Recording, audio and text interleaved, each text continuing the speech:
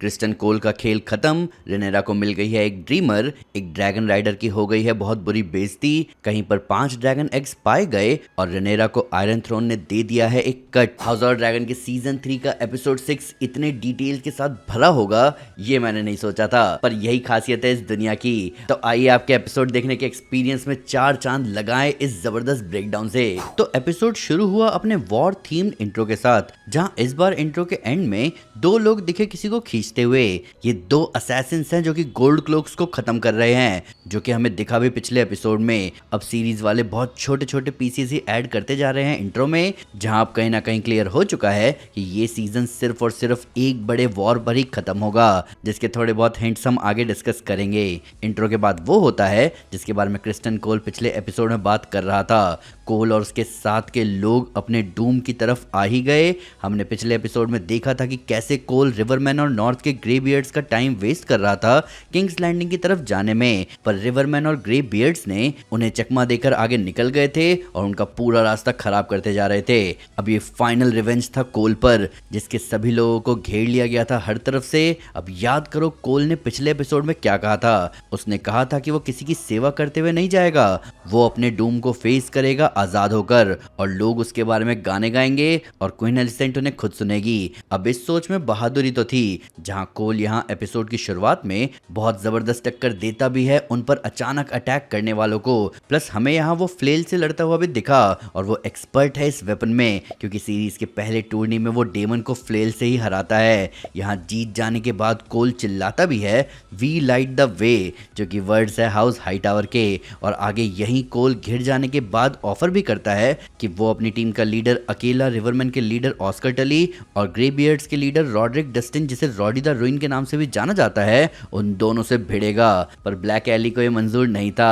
अब मैं यहाँ पर थोड़ा बुक की बात करना चाहूंगा, क्योंकि बेशक यहाँ दिख रहा है कि कोल ने ऑफर किया है एक बच्चे और एक बूढ़े से फाइट करने का, लेकिन बुक में उसने ऑफर दिया था कि उसके लोगों को छोड़ दिया जाए, जिसके बदले में वो लड़ेगा 3 लोगों से। और वहां उसे कहा जाता है कि 3 और लोग चाहिए उसे। वो नहीं चाहते कि इसके गाने गाए जाए कि Criston Cole the kingmaker कितनी बहादुरी से मरा, और तब 3 अलग अलग आर्चर उसे अपने तीर से गिरा देते हैं। यहाँ सीरीज में लिटरली सेम मौत दी गई है कोल को, बुक जैसी। और आप पैरेलल नोटिस करोगे कोल की मौत में और जेसेरिस की मौत में, दोनों मारे गए तीर से। और यहाँ कोल के मरने से पहले भी वैसे ही म्यूजिक बंद हो गया था, जिससे ये अंत ज्यादा सरप्राइजिंग फील होता है। प्लस ये जो भी कुछ किया रिवरमैन और ग्रे बियर्ड्स ने कोल के मरने के बाद उसकी आर्मी के साथ, ये बुचरी है, ऐसा वो लोग खुद मानते हैं। इसलिए इस इवेंट को जाना जाता है बुक में बुचर्स बॉल के नाम से। रेनेरा का वो दुश्मन मारा गया जिसकी वजह से कहीं ना कहीं ये सब हो रहा था। क्रिस्टन कोल एलिसेंट का सबसे बड़ा सपोर्टर था, एक जबरदस्त वॉरियर जिसने ट्रेन किया है एमन को। इसी वॉरियर ने क्राउन पहनाया था एगॉन को, जिसकी वजह से इसे नाम मिला था किंग मेकर। इसी ने प्लान किया था रूक्स रेस्ट में रेनीज और उसके ड्रैगन मेलीज का अंत। कारगाइल भाइयों की लड़ाई कोल की वजह से ही हुई, जहां आगे ये बना hand of the king Greens की साइड से। और अब उसका अंत उसके सामने आया जब वो भिड़ा गलत लोगों से। मरते हुए कोल आखिरी बार एलिसेंट का रुमाल निकालता है। ये रुमाल एलिसेंट ने उसे दिया था सीजन 2 के एपिसोड 3 में, एक ब्लेसिंग के रूप में। पर इसके बाद से ही कोल की उल्टी गिनती चालू हो गई। पर कहना पड़ेगा कि डांस ऑफ द ड्रैगन का बेस्ट और वर्स्ट किंग्स गार्ड एक सिंपल एंडिंग के साथ गया। क्रिस्टन कोल को प्ले करने वाले फैबियन फ्रैंकेल की जितनी तारीफ करो उतनी कम है। उनकी जबरदस्त परफॉर्मेंस से ही क्रिस्टन कोल बुक से स्क्रीन पर परफेक्टली आ पाए। A song of ice and fire के फीस्ट ऑफ क्रोस के चैप्टर 16 में जेमी लैनिस्टर और लॉरेस टायरल एक जगह बात भी करते हैं क्रिस्टन कोल के बारे में, जहां वो कहते हैं कि किंग मेकर को जाना जाता है एक ऐसे किंग्स गार्ड के तौर पर जो बेस्ट भी था और वर्स्ट भी। उसे मारने वाली ब्लैक एली के बारे में मैं आपको बता चुका हूं अभी सीजन 3 के एपिसोड 1 के ब्रेकडाउन में, कि ये बहुत इंपॉर्टेंट कैरेक्टर होने वाली है इस पूरे डांस ऑफ द ड्रैगन के अंत में। दूसरी तरफ एलिसेंट और हेलेना, जो फंस गए थे सीक्रेट रास्तों में पिछले एपिसोड के एंड में, वो मिल गए हैं गार्ड्स को। अब बेशक एलिसेंट और हेलेना का चुपके से निकलना पकड़ा गया हो, पर एक सोचने वाली बात यह है कि एलिसेंट को कोई आइडिया नहीं है कि क्रिस्टन कोल मर चुका है। प्लस जैसा मैंने आपको अपने पिछले एपिसोड के ब्रेकडाउन में बताया कि इन्हीं रास्तों से रेनेरा भी निकलकर किंग्स लैंडिंग गई थी सीजन 1 में, जबकि अब जब एलिसेंट ये रास्ते यूज कर रही है तो उसके लिए ये रास्ते बंद हैं। ये बता रहा है पैरेलल रेनेरा और एलिसेंट के बीच का, जहां रेनेरा को हमेशा अपनी मर्जी की करने की आजादी रही है, जबकि एलिसेंट हमेशा बंधी रही ड्यूटी से। आगे हम देखते हैं रेनेरा की स्मॉल काउंसिल मीटिंग, जहां डेमन सबको बता रहा है कि किंग्स लैंडिंग में क्या हुआ।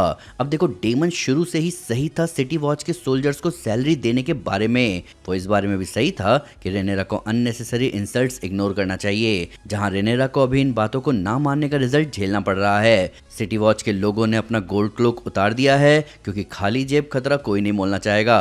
और इंसल्ट्स का रिप्लाई देकर स्मॉल फोक्स के बीच रेनेरा गलत बन रखी है। इन सब के ऊपर कहीं ना कहीं टम्बलटन को लेकर जो डेमन का कहना है कि उन्हें हाई टावर आर्मी को टम्बलटन में जला देना चाहिए, ये टेक्निकली सही है, क्योंकि ऑर्मंड हाई टावर हमें आगे बोलता हुआ दिखता भी है कि वो ये मानकर बैठा है कि रेनेरा में दम नहीं है टम्बलटन को जलाने का, हाई टावर्स को बर्बाद करने के लिए। और ये बात सच है, क्योंकि ऐसा खुद रेनेरा भी नहीं चाहती और डेमन के अलावा काउंसिल के बाकी लोग भी ऐसा नहीं चाहते, जिसकी वजह से ऑर्मंड हाई टावर इतनी बर्बादी मचा पा रहा है। यहाँ डेमन टम्बलटन को जलाने की बात को कंपेयर करता है एगॉन द कॉन्करर से, कि कैसे एगॉन द कॉन्करर ने हजारों लोगों को जलाया था फील्ड ऑफ फायर में। अब फील्ड ऑफ फायर एक बहुत ही इंटरेस्टिंग इवेंट है। एगॉन द कॉन्करर के 7 किंगडम्स के कंक्वेस्ट के दौरान कास्टर्ली रॉक का राजा लॉरेन लैनिस्टर और रीच के राजा मर्न गार्डनर ने हाथ मिलाया और 55,000 लोगों की सेना लेकर आया एगॉन की आर्मी से टक्कर लेने।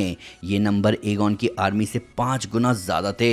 तो जैसे ही उन लोगों ने ब्लैक वाटर के साउथ के खुले मैदान में अपना अटैक शुरू किया, एगॉन और उसकी बहनें अपने अपने ड्रैगन पर आए और पूरे खुले मैदान को जला डाला, जिसमें हाउस गार्डनर मिट गया और लैनिस्टर और गार्डनर्स के 5,000 सैनिक मारे गए, 10,000 जल गए और टारगेरियंस की साइड से सिर्फ 100 सैनिक मरे। इस इवेंट को जाना जाता है फील्ड ऑफ फायर के नाम से। ये आपको इंट्रो में भी दिखेगा, जहां 2 साइड से ड्रैगन दिख रहे हैं, यहाँ शील्ड पर हाउस गार्डनर का सिजिल भी बना हुआ है। अब रेनेरा कहती है कि फील्ड ऑफ फायर और टम्बलटन को एक जैसा नहीं माना जा सकता। टम्बलटन ऑलरेडी घुटने टेक चुका है, जबकि फील्ड ऑफ फायर में वो लोग लड़ने ही आए थे। पर जैसा कि ऑर्मंड खुद यही प्लान बनाए बैठा है कि रेनेरा रुके रहे और तब तक दूसरे हाउसेस मदद करने आ जाए हाई टावर्स की। हालांकि रेनेरा ने भी अटैक किया इस बार, तो हाउस बराथियन के रिप्रेजेंटेटिव उसके यहाँ आए उसके समन का जवाब देने। अब बात सिर्फ समन की नहीं है, रेनेरा ने लॉर्ड बोरोस बराथियन को बुलावा भेजा था। वो बोरोस बराथियन जिसके कोर्ट में रेनेरा का बेटा लूसिरिस वलेरियन गया था, उसको उसके हाउस की ओथ याद दिलाने। अब रेनेरा यहाँ इसी बात के लिए गुस्सा दिखा रही है हाउस बराथियन के रिप्रेजेंटेटिव को, और इसका पूरा सेंस बनता है, क्योंकि बोरोस बराथियन ना ही सिर्फ ओथ भूलकर बैठा हुआ है, बल्कि कहीं ना कहीं उसने ही एमन को बढ़ावा दिया था लूसिरिस के पीछे जाने के लिए। अभी हाउस बराथियन का रिप्रेजेंटेटिव कह रहा है कि बोरोस बराथियन लड़ने गया है वल्चर किंग से रेड माउंटेन पर। अब वल्चर किंग किसी एक इंसान का नाम नहीं है, ये एक टाइटल है जो रेड माउंटेन के बेस को यूज करने वाले डॉर्निश बागी यूज करते हैं। पहला वल्चर किंग सामने आया था एगॉन द कॉन्करर के बेटे एनिस टारगेरियन के राज में, जबकि अभी बोरोस बराथियन जिस वल्चर किंग से लड़ने गया है वो तीसरा वल्चर किंग है। अब यहाँ एक और बात है कि बोरोस बराथियन से तो ऑर्मंड ने भी मदद मांगी है, जहां बोरोस फिलहाल ढूंढ रहा है एमंड को, क्योंकि बोरोस का सपोर्ट ग्रीन्स के साथ इसी बात पर था कि एमंड बोरोस की एक बेटी से शादी करेगा। अब देखना यह है कि बोरोस की बेटी की शादी एमंड से होती है या डेरॉन से। पर बेशक रेनेरा को बोरोस से सवाल करने का मौका नहीं मिला, पर उसने उसके रिप्रेजेंटेटिव्स के कपड़े यूज किए डेरॉन का खेल खत्म करने के लिए। ये पहला अटैक होगा रेनेरा की तरफ से, जिसमें वो सक्सेसफुल हो भी जाती अगर ग्वेन अपना फुल नाइट नॉलेज यूज नहीं करता। पर इसके बारे में हम ज्यादा डिटेल में आगे बात करेंगे। अब जरा बात कर लेते हैं 2 नाजायज ड्रैगन राइडर्स के बारे में। उल्फ और ह्यू बारी बारी से टम्बलटन के बाहर पहरा दे रहे हैं अपने अपने ड्रैगन्स पर। आपने नोटिस किया उनके ड्रैगन्स वर्मीथॉर और सिल्वरविंग के इंटरेक्शन को? तो वर्मीथॉर और सिल्वरविंग बहुत लंबे टाइम से साथ हैं। ये दोनों ड्रैगन्स टारगेरियंस में सबसे लंबे राज करने वाले किंग और क्वीन को बिलोंग करते थे। वर्मीथॉर किंग जेहेरिस का ड्रैगन था और सिल्वरविंग उनकी वाइफ क्वीन एलिसेन की ड्रैगन थी। दोनों ड्रैगन एक दूसरे से प्यार करते हैं, ये बात बुक में भी मेंशन की गई है और हमें शो में तो दिख ही रहा है। इन दोनों ने 2 ही राइडर्स एक्वायर किए हैं अपनी पूरी लाइफ टाइम में। ओल्ड किंग जेहेरिस और ह्यू हैमर वर्मीथॉर के राइडर रहे और क्वीन एलिसेन और उल्फ सिल्वरविंग के राइडर रहे। ह्यू हैमर शो में कंफर्म कर चुका है कि वो किंग जेहेरिस की बेटी सायरा टारगेरियन का नाजायज बेटा है। कभी मौका मिलेगा तो मैं आपको सायरा की रंगीन कहानी भी सुनाऊंगा। पर अब आते हैं वर्मीथॉर और सिल्वरविंग के राइडर्स पर।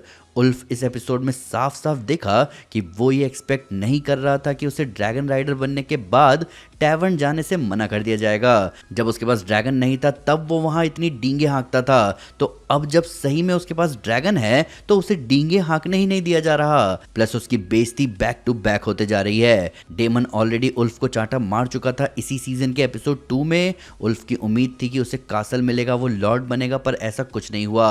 और हालांकि तब भी उल्फ ये क्लियर कर देता है कि एक ड्रैगन राइडर होने की लाइफ ज्यादा बेहतर है। अब इसका मतलब वो यहां तक भी ठीक था, पर जहां डेमन ने उसे पिछली बार चांटा मारा था अकेले में ह्यू के सामने, वहीं इस एपिसोड में उसने पूरे फ्ली बॉटम के सामने उल्फ को मारा और उसे एक बात कही कि शहर में दोबारा कदम रखा तो वो उसकी आंखें निकाल लेगा।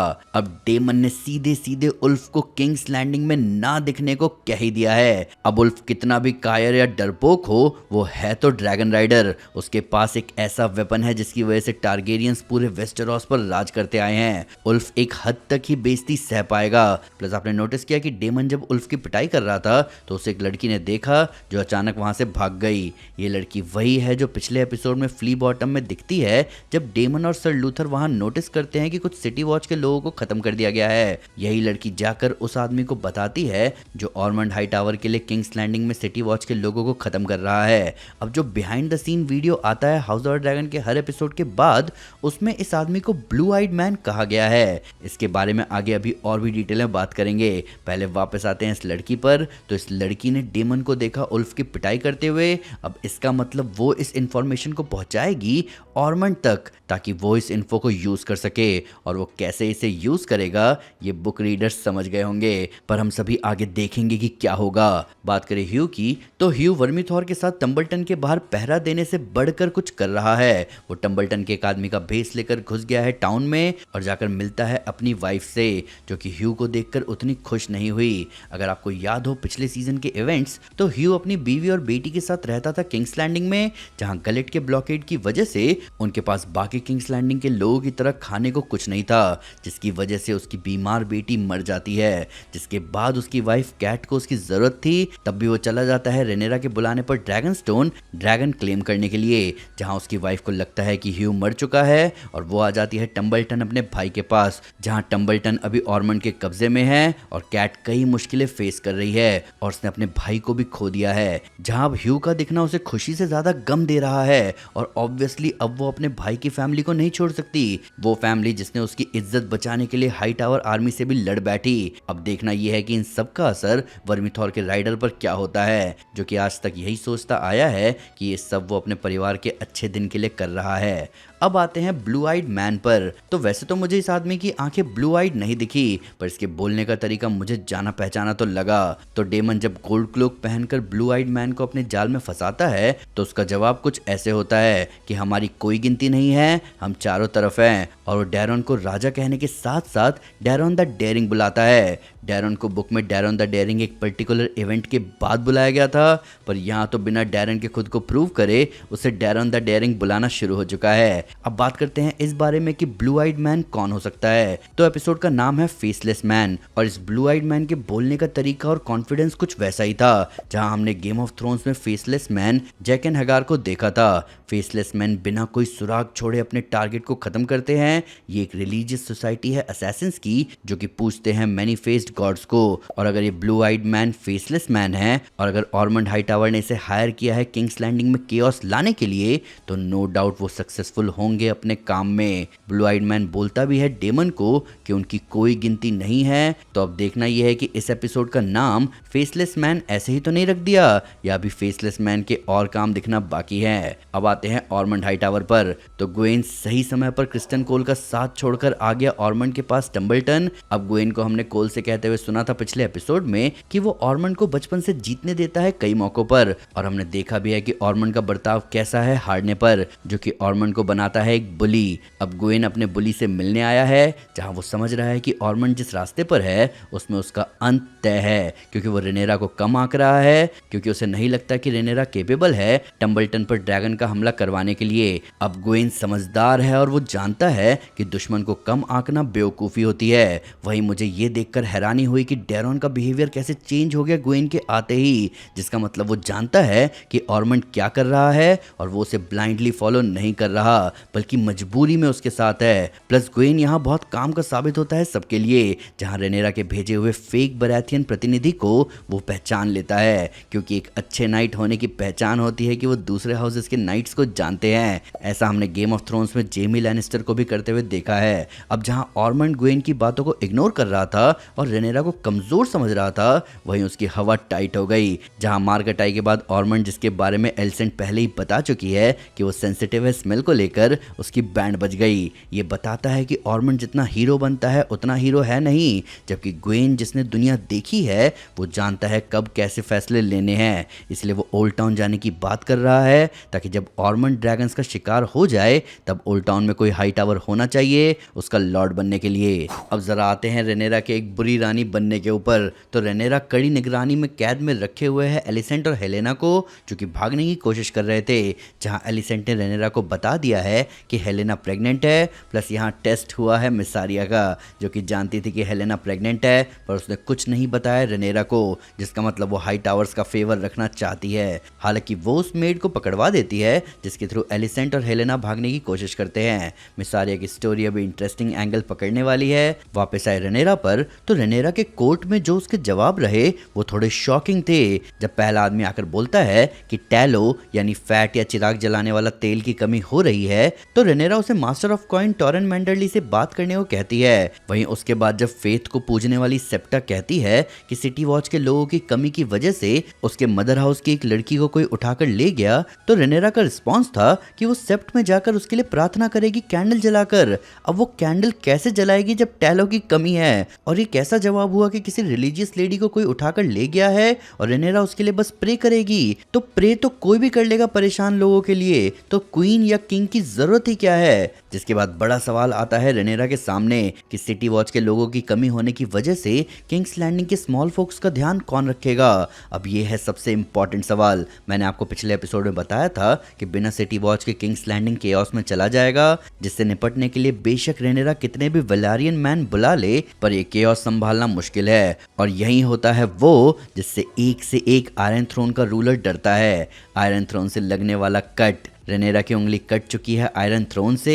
अब ये बहुत बड़ी बात है वेस्टेरॉस के रूलर के लिए। बेसिकली ये वेस्टेरॉस में सुपरस्टिशन है कि अगर किसी रूलर को थ्रोन से कट लग जाए तो इसका मतलब होता है कि थ्रोन उस रूलर को रिजेक्ट कर रहा है। हालांकि विसरिस जिसे लोग बढ़िया राजा मानते हैं, उसे हमने देखा था सीजन 1 के एपिसोड 1 में थ्रोन से कट लगते हुए, जब वो डेमन को डांटता है अपने कोर्ट में। अब विसरिस की वारिस रेनेरा को कट लग गया है थ्रोन का। अब देखो सुपरस्टिशन वाली बात एक मिथ है। बेसिकली एगॉन द कॉन्करर ने अपने कन्क्वेस्ट के दौरान फील्ड ऑफ फायर और दूसरे बैटल में उसके आगे घुटने टेके हुए लोगों के तलवारों से बनवाया था आयरन थ्रोन। अब इस तलवारों से बनी थ्रोन का मतलब है कि इस पर बैठने वाले रूलर को शांति से पूरे होश में फैसले लेने होंगे अपनी जनता के लिए। अगर वो खुद पर से कंट्रोल खोता है या खोती है या किसी भी इमोशन को उसके जजमेंट पर असर डालने देंगे तो थ्रोन से उस पर्सन को कट लग जाएगा।